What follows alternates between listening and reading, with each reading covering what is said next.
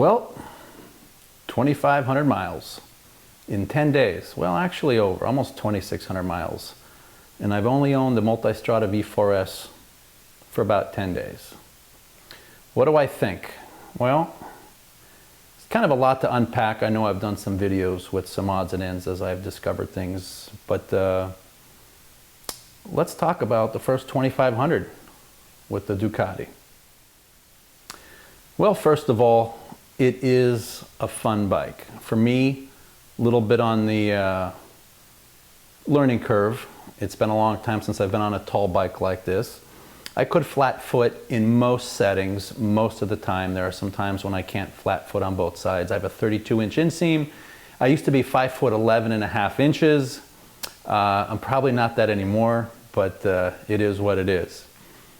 So what do I think after 2,500 miles? Well, I like it. It's a good bike. I thought it was more sporty than adventure, but I said this before. Obviously, they came out with this to compete in the adventure touring. I bought it really for the touring end of things. That's why I bought it. Did I take it off-road? Yes, but just a little bit here in South Florida. And let me tell you about that. It doesn't like deep sand because the tires are kind of wide, especially the rear tire. I don't have knobbies on it. That's another thing. So the deep sand, it definitely struggles in, but I think a lot of bikes will struggle in the deep sand if you don't have knobbies and you have wide tires like this. The next thing is my nemesis seems to have been grass. The 2 times that I almost lost it and laid down the bike, it was actually on grass.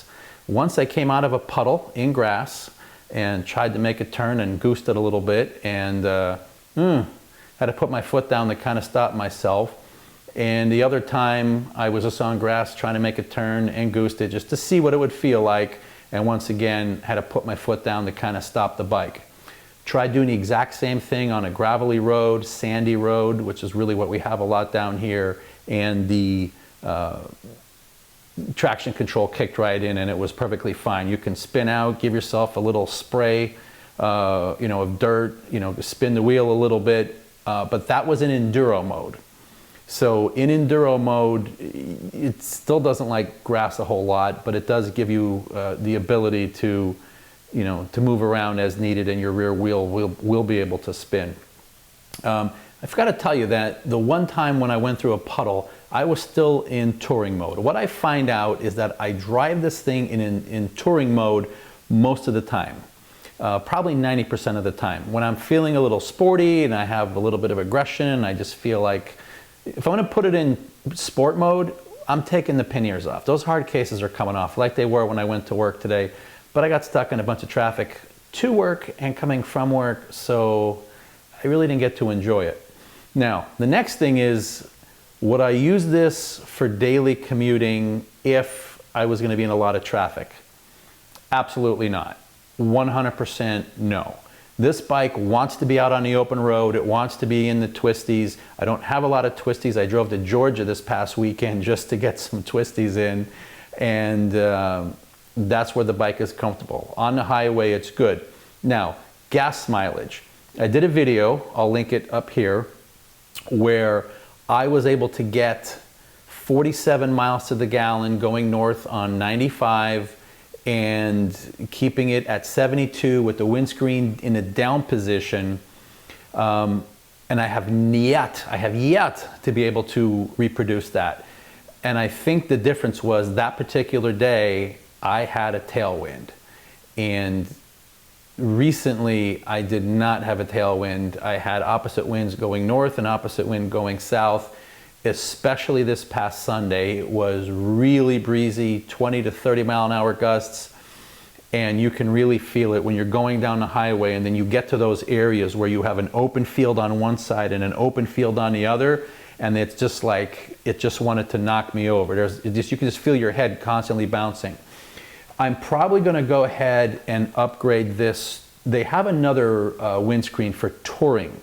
This is the stock one. It works great. I really like it. As a matter of fact, I get too hot on this bike, and it's kind of difficult to keep cool on this bike unless you're out on the highway. and really moving around or live in lower temperatures.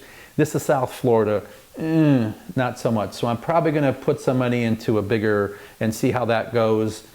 It will probably be helpful on windier days, but when the wind is coming from the side, I don't think it matters a whole lot what you have in front. Maybe it does a little bit, I don't know. Again, this is my first time doing touring and being up tall like this. Turning radius on this is fantastic. It was an easy learning curve. I can go really slow, make all my turns, my U-turns. I've been practicing some of my figure eights and everything. As nimble as the Indian Scout Bobber was, this thing is way more nimble than that. And that was a very nimble bike, to be quite honest with you. Very low center of gravity, and this will run circles around it.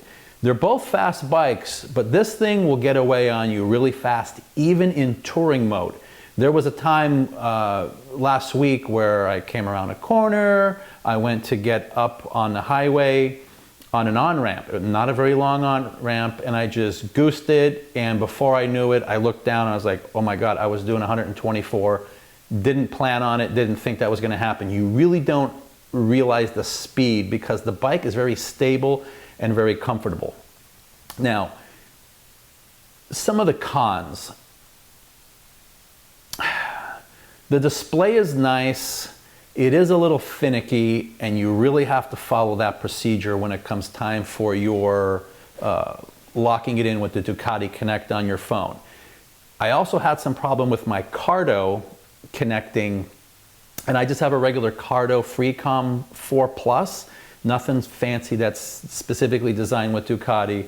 And I found out I needed to do a firmware update in my Cardo. So that was one of the issues. That has since kind of cleared up a little bit. It's just not where it needs to be. This SIGIC mapping, I didn't know that you had to download every single state that you plan on going through. So when I went up to Georgia, I couldn't find anything, and it didn't say, hey, you know, it just says check your maps. And sure enough, I had to download a map of Georgia. So it seems like whatever state in the United States you're going through, you need to have a separate map for that. Other than that, it's a really solid bike.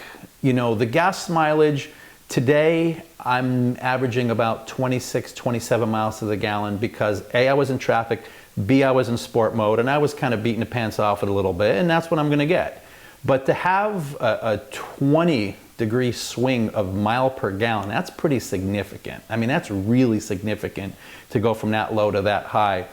Now, on the Georgia trip, where I went about almost 6 hours north, stayed in Georgia, came back 6 hours south, I averaged around 36 miles to the gallon. What I will tell you is the display is never right. It never matches. It's always anywhere from 1 to 3 miles per gallon off. Now, one particular time out of however many, it actually matched up and it was good to go. But most of the time, the Ducati display is going to tell you that you are getting 1 to 3 miles per gallon more than what you actually are.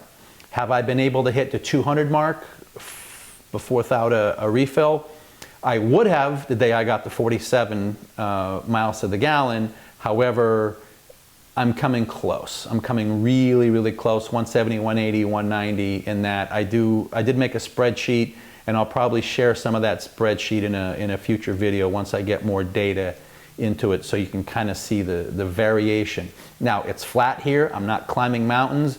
The most I get is climbing up an on-ramp to get up on 95, and that's about it. The clutch, a little bit getting used to because I've never had a hydraulic clutch before. I'm not saying they're bad, I'm just saying I'm not used to it. I'm used to having and be able to have an adjustment to my liking where things start engaging exactly where I want and I can slowly let it out. With this one, it seems like I come out pretty far. You know, I'm really far out before it starts doing anything. It's good because now when you use 2 fingers, you can bring it in and not worry about crushing the other 2 behind it because you're already disengaged, you know, pretty far down. Now, the quick shifter, amazing. Up and down quick shifting, easy to get used to. I said this on a previous video. It's fantastic and it's really easy to get used to. Kind of spoils you a lot. Now, something else. This bike seems to not like the 4,000 to 4,700 RPM range, especially in second or third gear. You just get this like bucking, like it just doesn't like it. I don't know if there's going to be a tuning that's going to be part of an update coming in the future. I did go online and find out that there is a recall, but it's not telling me what the recall is, except it's not safety related. Tomorrow the dealer opens, so I'll give them a call and ask them about that. No one has contacted me on it. I just put in my VIN to a website to search it on a Ducati website, and it said, yeah, there's an open recall for something, but it's not safety related, so I don't know what it is. So I just wanted to keep this kind of short and sweet. I do like the tires. I'm not sure that I would want to, let me see how long they last. I was really partial to those Michelin Commander 3s, and I had the cruising version. I would probably want to put the touring version on here, but since these bikes are specifically engineered with those tires and they kind of frown on you changing them, let's see what kind of mileage I get, on these tires.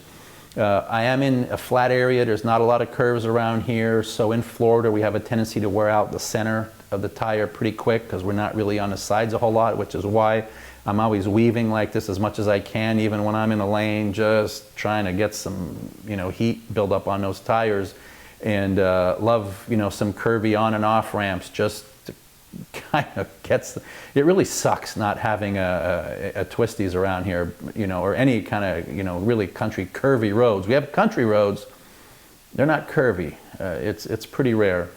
So overall, really happy with the suspension. I leave it in automatic most of the time, so that it automatically does everything for me. Whether the panniers are on or off, the bike feels good, it feels stable, has lots of power. The cruise control works. Now everyone knows that the radar isn't working yet in the United States because it's not approved. I did pay for the radar when I bought the bike, so I'm not expecting to have to pay anything else, Ducati. And hopefully they could just turn it on, and when it's time, who knows, in a couple months this summer or whatever it is.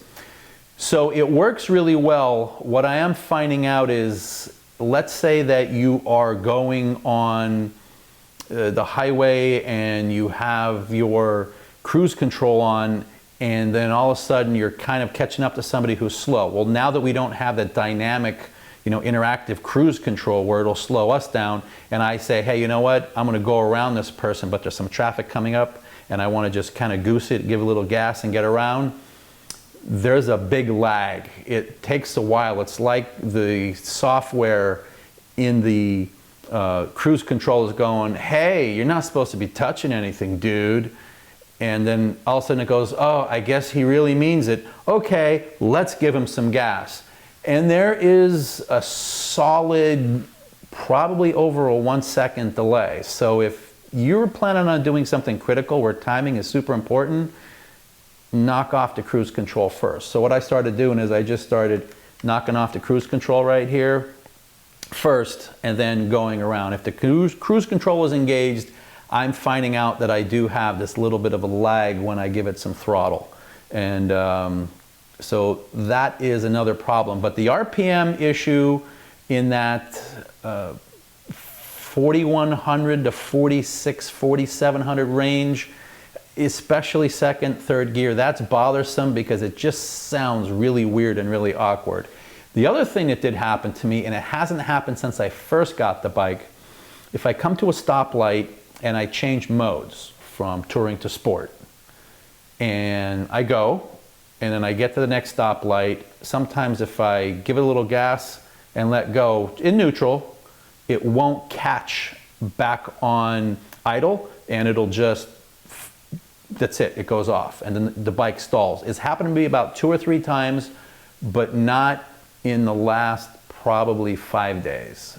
So I kind of stopped changing modes unless I stop and shut the bike off and then change modes, which you don't have to do, but you know, it was causing a problem. So those are some of the problems. If you have any specific questions, let me know so I can put something together. But after 2,500 miles, so far so good. The new oil change is doing well. I've been checking my chain tension. It's perfectly fine. I haven't had to adjust it since it was adjusted the first time for the first servicing by the Ducati dealer, and it needed one hell of an adjustment. It was really loose. The first 700 and some miles, it was really loose, but that's when they get most of their stretching anyway. But so far, so good, getting used to everything, really like it, very happy with the decision to get this Ducati. You know some of the downsides. Again, if you have any questions, let me know. This is Jeff Reambo. Have yourself a good day. Ciao.